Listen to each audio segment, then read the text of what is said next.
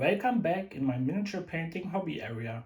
Today I want to talk about the main palette types that you can use for your miniature painting hobby.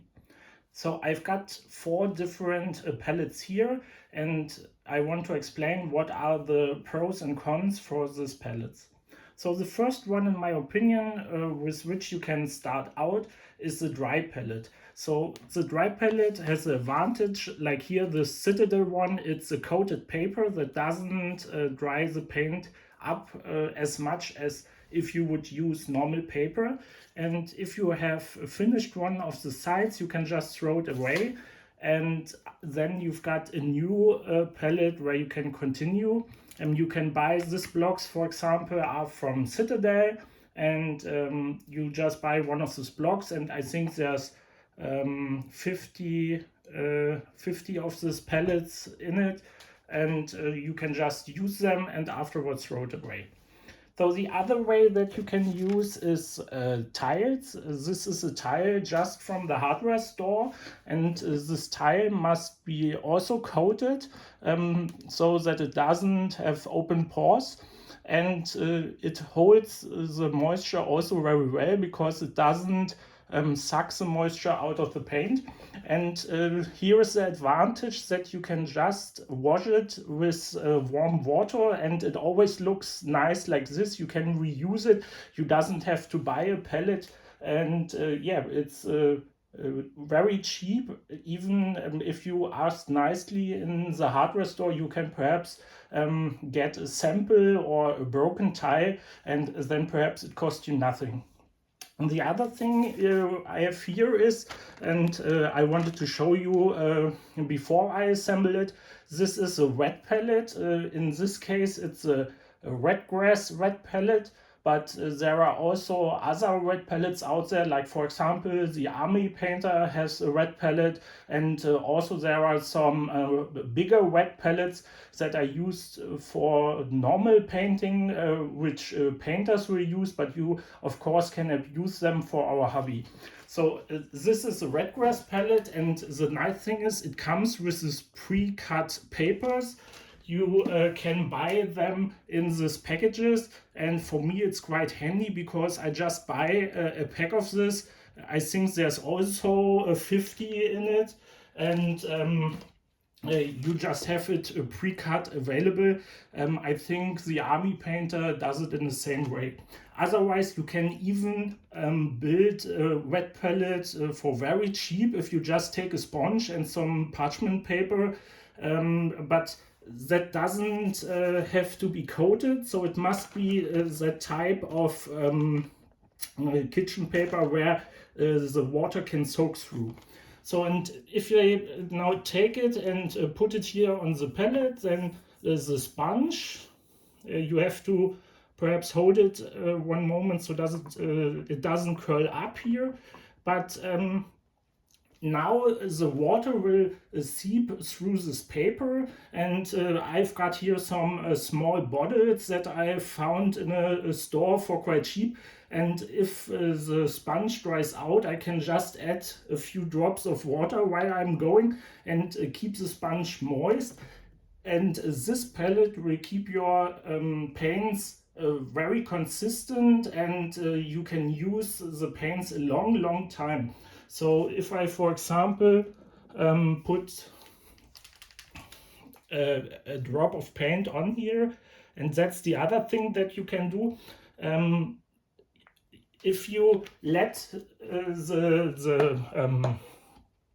if you put the paint on it in these drops, that's very beneficial because these drops will dry up on the top of the drop, and from the bottom they get the moisture, so this will hold a very long time on this palette. So if I then take this and put it on the palette in a big puddle like this, then of course you can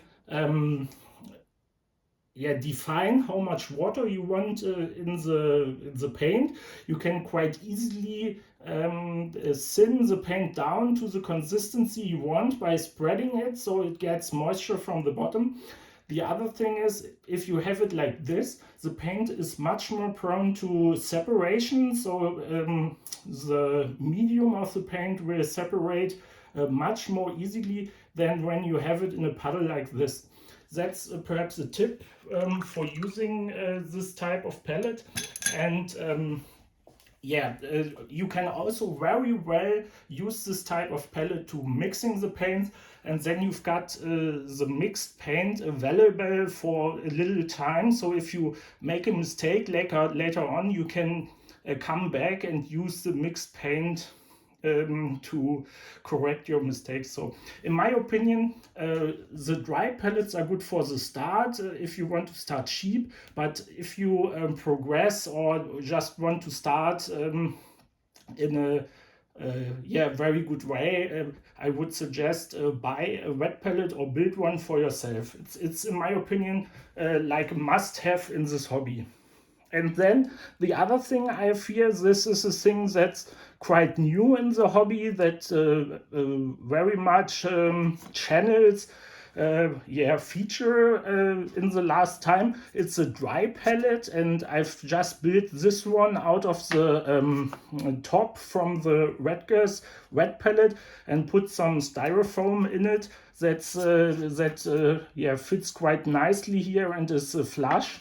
And this is important because normally the old way you did dry brushing, if I take, for example, here a dry brush, you would take the color and get rid of most of the color in a kitchen paper like this. But the problem is, if you do it like that, you also get rid of the moisture in your brush. So you will get a dry paint for dry brushing. Yeah, the name says dry brushing, but it's a bad thing to have this dried paint in the brush, because then it's quite corny or sandy or something like that. So if you brush it on the miniature, you will have a dusty look afterwards. So, and the thing is, with these dry palettes, you can build them in any way. You can take old spruces and make some really nice dry palettes. This is just for me the cheapest and easiest option I had to build one. And here you can get rid of the paint without losing the moisture in the brush. So that's the benefit you have from the dry palettes. And if you then do dry brushing, then the paint goes on nicely and without this dusty look. And so I can also only recommend you build yourself a dry palette, and perhaps build a nicer one than this. You can take old spruces or parts of miniatures like the bits that you've laying around, and there are examples out there where people build really nice dry palettes. This is just the cheapest option you will find, in my opinion. Yeah, and that's the 4 palettes I wanted to show you and give you a quick overview. And if you start with a hobby or you are doing the hobby, I can only recommend build yourself a dry palette, and also take up the habit of using a wet palette. And nevertheless, have fun with the hobby, have fun painting, and I wish you the best luck and that you reach your goals with your miniature painting. Thank you for watching until this point, and bye.